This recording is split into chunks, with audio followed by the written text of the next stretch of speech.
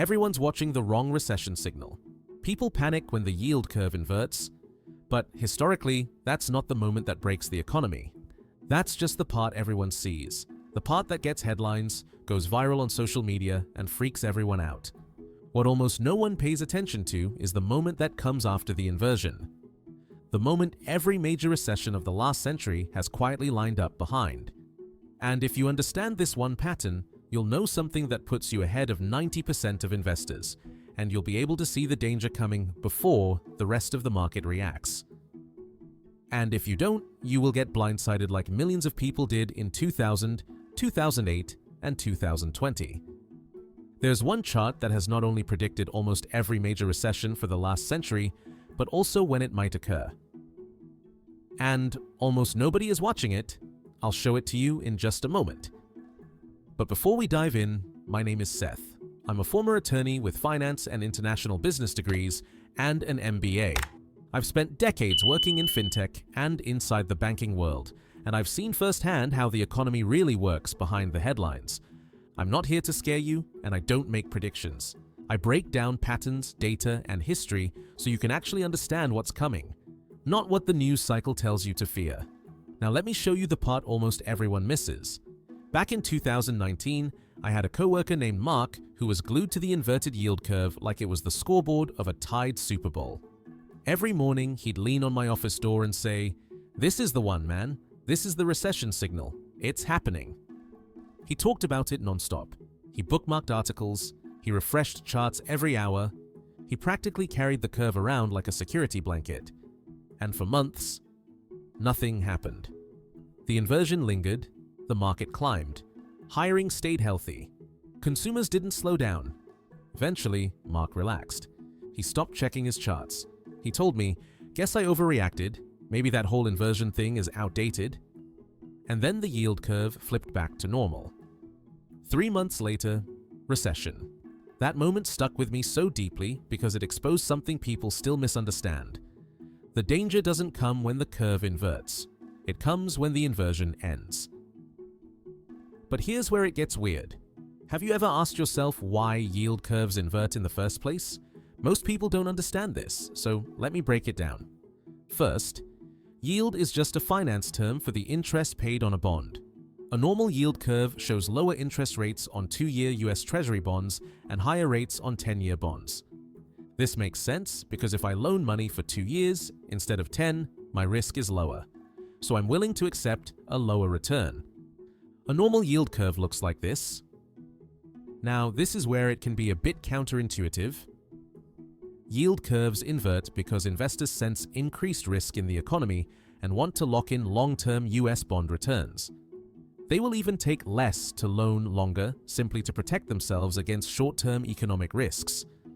This decreases the yield on longer-term bonds and increases the yield on shorter-term bonds. So the yield curve inverts and looks like this. And this might be the single biggest misunderstanding in economics. Most people think the yield curve works like a lightning bolt. The curve inverts and a recession hits. But the real economy doesn't work like a light switch. It doesn't panic on command because a chart inverted. When the yield curve inverts, banks still lend, consumers still spend. People keep getting hired, housing keeps moving. The stock market often continues rising. Business owners feel normal.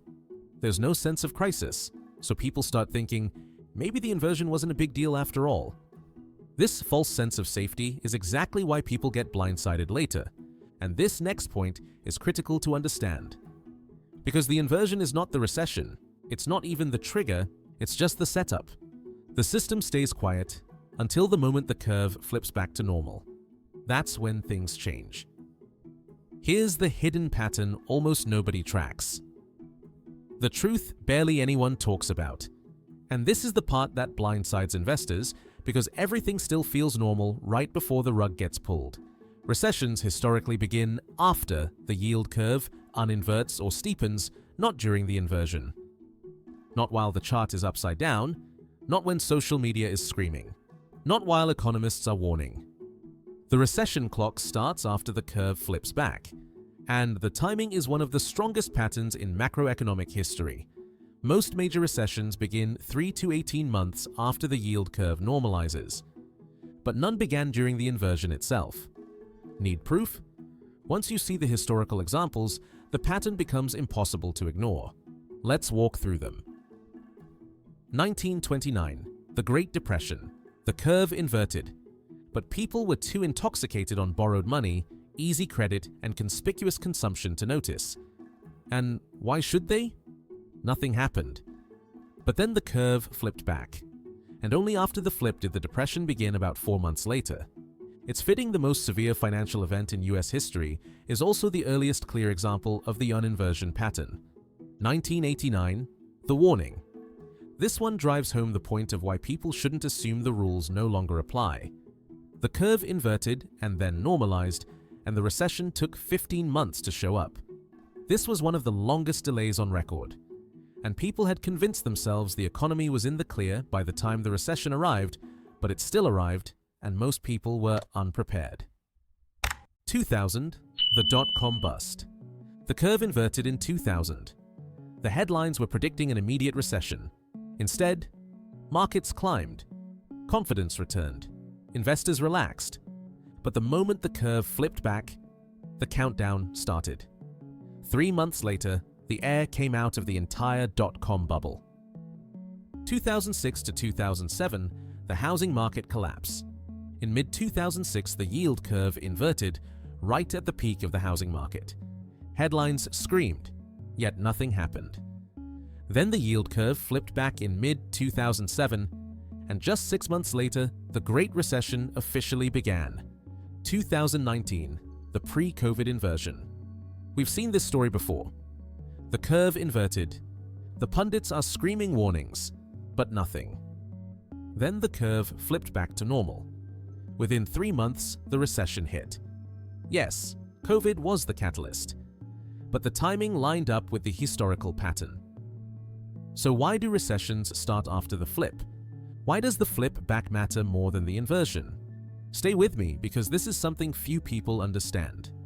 When the yield curve normalizes, it signals an expectation that the Federal Reserve will start lowering short-term interest rates in response to a weakening economy. This brings short-term bond yields below long-term yields and creates a normal yield curve. It reflects a shift in the underlying mechanics of the economy. Things like credit tightening, weakening consumer activity, corporate layoffs, stress in bond markets. When the curve goes back to normal, it's not the economy healing, it's the economy revealing the strain it was under. Think of it like a pressure cooker. The inversion is the steam building up inside. The flip is the release valve popping. What comes next is the economic slowdown. This is why the inversion feels calm, but the un-inversion feels violent. The inversion is the quiet. The flip is the storm. So what about today? This is where things get real, and what most people miss. We currently just experienced one of the longest yield curve inversions in modern US history, starting in the summer of 2022 and ending at the beginning of this year. That's longer than the 2006 inversion, the 2000 inversion, the 1989 inversion. This inversion wasn't just long, it was historic, longer than the inversion that preceded the Great Depression. And here's where the pattern gets crazy. Long inversions don't mean safety, they mean pressure building. And during this long inversion phase, the economy looked oddly healthy. Markets surged, tech and AI soared, consumers kept spending, unemployment stayed low, and people started saying, maybe this time is different. But people don't know their history. Because the economy looked good during many of the prior inversions. But the pattern doesn't break just because things feel stable. The inversion is not the crisis, it's the setup. The flip is the trigger. And once the curve flips back, the historical window for a recession is typically 3 to 18 months. Not years, not decades. Months. And the scary part? We are roughly 10 months into that 3 to 18 month window.